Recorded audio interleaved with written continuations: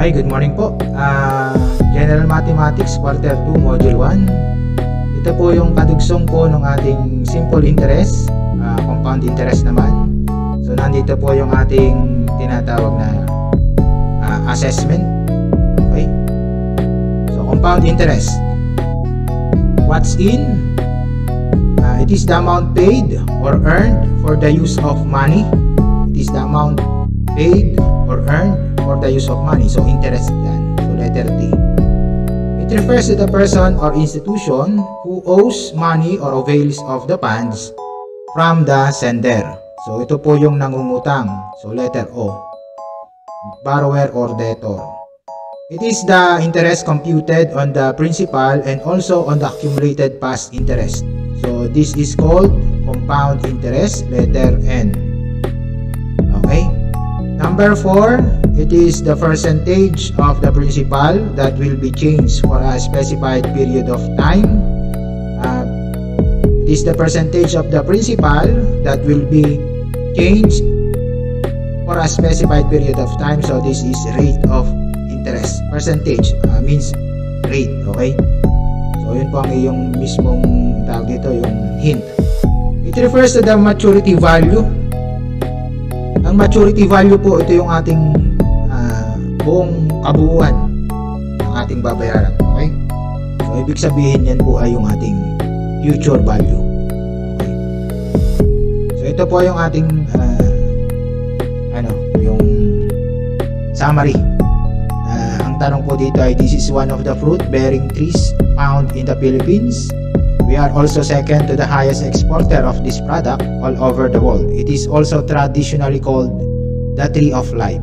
Okay. Because all of the parts of this tree has varied uses, from housing materials, novelty items, up to that food products. So this is coconut. Okay, number 4 is C, number 2 is O, number 4 is C again, 2 is O, coco, 3 is N, 5 is U, and 1 is T. So coconut. The coconut nut is a giant nut. Okay. Guide questions. How will you define compound interest? So the compound interest, it is the interest computed on the principal and also on the accumulated past interest. So yun po yung mismong definition niya. Based on the definition given, will you be able to know some important terms in compound interest? Yes. What are those terms? Future value, compound interest, principal, and term. So ito pong mga borrower, debtor, lender, tsaka creditor, dagdag po yan. Idinagdag na lang natin kasi alam na rin naman natin itong mga ito. So dun sa compound interest, computing for the compound interest, ang formula po niyan ay yung future value minus principal o yung ating present value. Okay? Be hospitable and useful. So simple interest is computed using the formula I sub S is equal to P times R times T. So generous, ibig sabihin true. Okay. Compound interest is computed on the principal and also on the accumulated past interest. Okay, generous din, ibig sabihin true yan. An amount of 10,000 pesos will yield more interest if it is invested in a bank that offers a simple interest of 10% annually than a bank that offers 10% compound interest annually if it will be invested for 3 years. So helpful kasi po ang mali po dito ay itong more, dapat ay lesser. Okay, an amount of 10,000 will yield invested in a bank that offers simple interest. So dapat baliktad kaya silang dalawa, yung simple interest at saka yung ating compound interest. Pagbaliktarin natin, tatama na yan. So ang pinakang papalitan nyo lang po dito ay itong more, dapat ito ay lesser. Lesser interest if it is invested in simple interest. Okay. Number 4, compound interest works best over a short period of time. Compound interest works best over a short period of time. So this is bakit generous ito? So dapat po kung mas mahaba po, compound interest works best over a long period of time. Okay? So dapat this is helpful, helpful. So meron lang ako siguro nag-copy paste lang to. Helpful po, helpful. Kasi po long period of time is best for compound interest. Okay? Long period of time. Number 5, a borrower or debtor prefers compound interest rather than simple interest. So kapag pag borrower ka or debtor, you will prefer simple interest syempre. So baliktad to. You will prefer simple interest than compound interest. So helpful to. So dapat ang papalitan nyo po rito kung pinapapalitan, borrower or debtor. Dapat ito po ay investor or creditor. Okay? In compound interest, the interest from previous years also earns interest. Okay? In compound interest, the interest from previous years also earns interest. Generous. Ibig sabihin tama po ito. Pati po yung interest ng nakaraang taon ay tumutubo din. Okay? Number 7. It is better to deposit in a bank that offers simple interest than a bank that offers compound interest. Helpful lang. Mali po ito. Dapat po ay doon ka mag-invest sa doon ka mag-deposit sa nag-o-offer ng compound interest. Okay. So dito binanggit dito, it is better to deposit in a bank that offers simple interest. So dapat doon sa compound interest ka mag-deposit kasi pati yung tubo mo nung nakaraang taon, tumutubo din yun. Okay? So compound interest is the interest computed on the principal and also on the accumulated past interest. So compound interest is a way to earn money because you don't just earn using your original money, but also the interest you earn.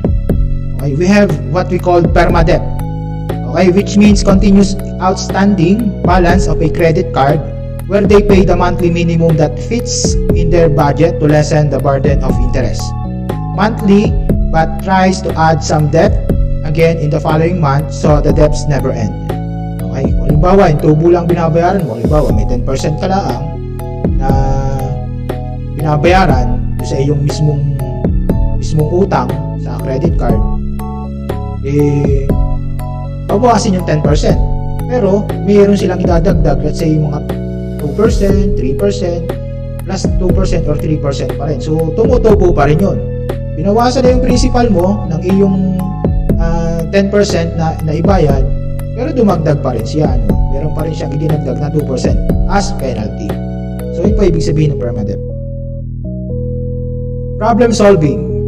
Due to COVID-19 pandemic, Ms. Dada, a female resident of Barangay May Pagkakaisa, somewhere in Quezon Province, thinks of a business that can provide for her needs, as well the need of her neighbors, so she can be of help even in his trying times. So, umutang siya sa bangko ng 50,000 at 7% interest rate, compounded annually, and payable within 5 years.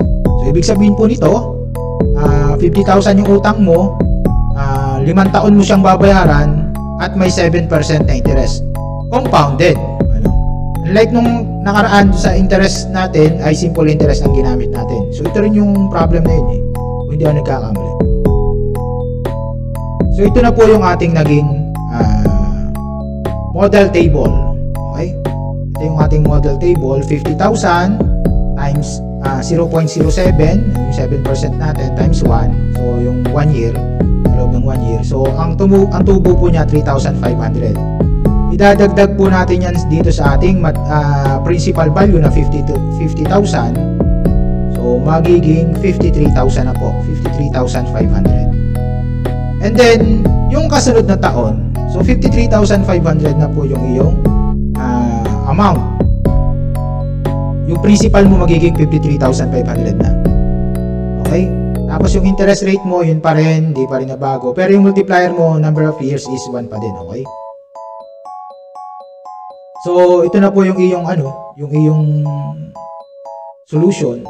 So, magiging answer mo na sa compound interest mo ay 3,745 na yung mapapadagdag. Okay, dagdag natin yan doon sa 53,500 natin. So, magiging 57,245. At itong 57,245, yan na po yung magiging principal muli panibago sa pangatlong taon. At pag na-compute mo na, itong ating compound interest, idadagdag uli natin yan dito at magiging 61,252 na. At yan na po magiging principal na uli natin dito. 61,252, multiply natin ng 0.07 sa 1. Ito yung tinubo mo, 4,827.65. At idinagdag pa natin sa 61,000, naging 66,079.80. At ito na pong 66,079.80, yan na po yung magiging bagong principal na natin sa ika-5 taon. Yan. Tapos idadagdag pa natin yung tubo, 4,625.59. Ang iyo na pong babayaran sa loob ng 5 taon ay 70,705.39. Okay, so nangutang ka ng 50,000, ang babayaran mo 70,705.39. Compounded annually yan. Compounded annually. Okay. So i-compare natin yan dun sa simple interest natin. Dun sa simple interest lang natin, nung nakaraan, ang na-compute lang natin ay 67,500. So, alin ang mas malaki? Siyempre, doon sa compound interest, which is 70,705. Okay? 70,705. Ayan. 70,705. Dating dito sa simple interest natin, yung kinompute natin sa unang video natin, 67,500 lang. Okay? So, what's more, true or false? Write the correct answer. Permadebt decreases the amount of money available on hand to spend in the future. So, tama po ito. Yung permadebt, pinapaunti natin yung amount of money available on hand to spend in the future. Okay, yan po yung permadebt. Compound, so true po yung number 1, true. Compound interest works well if you save earlier for retirement or invest early. Okay, tama po ito. True. Okay, invest early, compound interest. So, kapag i-invest natin, ating i-save yung pera natin, compounded, mas maganda po yun. The longer it takes for you to pay a debt, the smaller the interest you pay. The longer it takes for you to pay a debt, the smaller the interest you pay. So, mali po yun. So, the greater the interest you pay. Okay? Sa compound interest to If borrowers pay at least the minimum payment every month of their debt, their credit standing is not good. So this is not true. Still good. Still good po tayo. Still good. Okay? If you are planning to invest compound interest, so ibig sabihin number 4 is false. Number 5, if you are planning to invest compound interest is better than the simple interest. Okay, tama po ito. True. To invest. True po ito, true. Number 5, true. So, number 1 is true. Number 2 is true. Number 3 is false. Number 4 is false. Number 5 is true. Okay.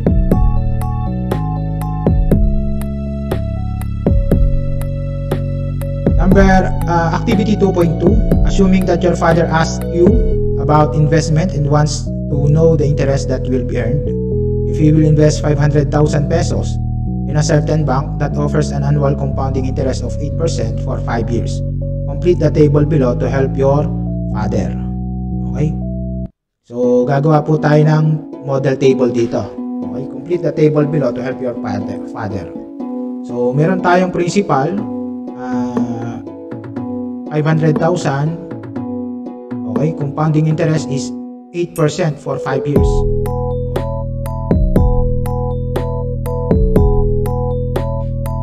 So, ito na po yun. So, 500,000 principal natin, 0.08 ang ating interest. So, kasi 8%, divide natin ng 1,000. So, maturity value natin ay P plus IC. Okay, yung present value natin plus I sub C or yung ating compounded interest. Okay? So 540,000. So 400,000 40,000 plus 500. So 540,000. So 540,000 yung principal natin. So same formula. So tumubo ka ng 43,200. Okay, pag tumubo ka ng 43,200, magiging 583,200. And ito po, babalik ulit dito, magiging 583,000 yung ating principal. Tapos ito na po, ilalagay ulit natin sa panibagong principal. Tapos ito na po, panibagong principal naman sa ika-5 taon. After 5 years, ang naging pera mo na po ay 734,664.0384. So ito po ang formula dito, PRT lang to. O pwede rin po natin gamitin yung formula na future value. Future value. Para diretso na po. Kasi po, binigyan lang tayo ng ng table. So, kaya ginawa natin ng table. Future value is equal to 1 plus, pasensya na kayo, medyo 1 plus R. Yan. Raised to time. Okay. So, principal is 500,000. 1 plus R is 0.08 raised to time. Ang time natin ay 5 years.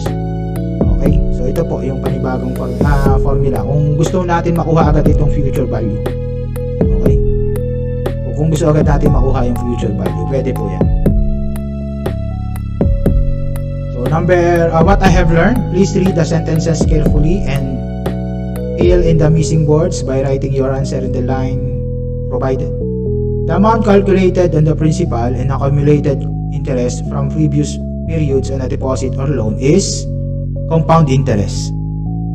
Compound interest yields more amount than simple interest. More. Okay? If you are an investor, it is better to invest your money in compounded. Okay? Compounded interest. If you are a borrower, it is better to borrow money in a lender who offers simple interest. Borrower ka borrower. So, simple interest dapat. Debt using credit cards is an example of permadebt. Okay? Permadebt. Number 5. So, ating summarize. Number 1 is compound interest. More. Number 2 is more. Number 3 is compounded interest. Number 4 is simple interest. Number 5 is permadebt. Okay, distinguish compound interest from a simple interest. Simple interest is computed based only on the principal, while the compound interest is based on the principal and the accumulated interest from the previous year or term. Okay? So, yan po yung ating tinatawag na differentiation between simple and compound interest. So, example lang po ito, GLoan, GCash. Nakita ko lang po ito sa internet. Ang given lang po sa internet ay yung utang na pwede mong utangin at saka yung interest rate. And then, magkano monthly ang iyong babayaran. So, ang ginawa po doon sa internet, kinompute po nila lahat ito. 33,670. And then, dinivide po nila ito into 12 para malaman mo kung magkano yung babayaran mo monthly. Dinivide nila ito into 12 para malaman mo kung magkano yung babayaran mo monthly. So, in case of this, this is just a simple interest. Okay. Okay.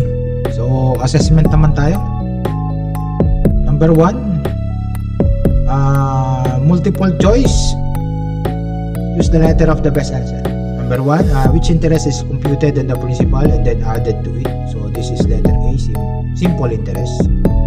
Number 2, the simple interest formula is I is equal to P times rate times time.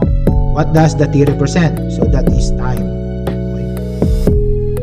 Number 3, all of the following are used to find simple interest except principal, rate, times time. So, future value po ang hindi po kasama. Number 4, it is the amount after T years that the lender will receive from the borrower. Amount in T years. So, yan po yung ibabalik sa yung pera. Pagkatapos na utangin sa iyo. So, that is your future value or yung maturity value. Number 5, which of the following describes rate? Okay.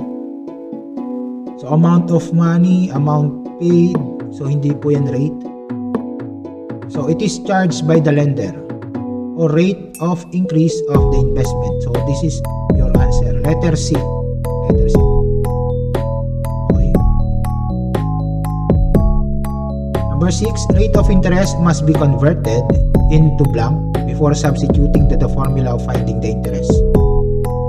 Okay, so that should be converted into decimals. Number 7, the principal in the formula I is equal to P times R times T is the amount of money borrowed or deposited. Letter A. Number 8, the interest of the previous year also earns interest. Which of the following describes the statement? So that is compound interest. Okay. Number 9, variable P in simple interest formula, when you are the creditor, ikaw yung nagpapautang, ano daw yung letter, ano daw ibig sabihin ng P? So, ang ibig sabihin po niyan ay letter B. Original amount invested. Okay. So, yan po yung pinautang mo. So, nag-invest ka ng pera. No? Kung ikaw ay mangungutang, kung ikaw ay debtor or yung borrower, so, original amount borrowed. Okay. So, ito lang, letter A or B lang pamimilian mo yan. So, letter B. Number 9 is B. Number 10, the following statements are true except, so tama lahat po yan. The amount invested to a compounded interest yields greater maturity value than to a simple interest. So, tama ito. The amount borrowed from a simple interest yields to a smaller maturity value than a compound interest. So smaller, simple to compound. The simple interest yields interest only from initial principal amount. Tama din. Letter D, the interest in a compound account yields interest only from initial principal amount. So, mali po ito. So, letter D po ang sagot. Letter D ang sagot. Kasi po, yung compound interest ay pati po yung ating tubo sa nakaraang taon ay kasama po sa bibigyan ng interest uli na panibago. 11, compound interest is favorable to the following except. So, in favor, yung compound interest natin. Kapag ikaw ay investor, so, tama yun, investor. So, C, investor din. Letter B, person who saves in a bank. So, ito po ay nag-save ng pera. So, pwede rin sa kanya. Is favorable to the following except. So, hindi po sa mangungutang, borrower, letter D po ang sagot. 11D. 12. Which of the following will yield a higher interest? Investing in a bank that offers a simple interest rate of 10% annually for 2 years. So, simple interest po itong ginamit. So, number 2 naman, ay parehas din, 10%, tapos 2 years din. So, compounding naman siya. Saving money in a piggy bank for 2 years. So, walang tutubo dyan. Both A and B. So, hindi po. So, letter B lang po ang sagot. Number 12B. 13. What formula can be used to find maturity value? Siyempre, principal plus interest. That is your future value. Okay. So, itong letter B, tama sana. Kaya lang kulang ng P. Dapat may P to dito. Principal times 1 plus R raised to T pati. Raised to T. Number 13 is A. What interest is computed on the principal and also on the accumulated past interest? So that is compound. So letter B po ang sagot. 15. Which of the following can be used to find compound interest? Ito. I is equal to future value minus principal or yung present value natin. So number 15 is A. Okay, so hanggang dito na lang po tayo. Nasagutan na po natin hanggang assessment. Maraming salamat po. Thank you sa panonood.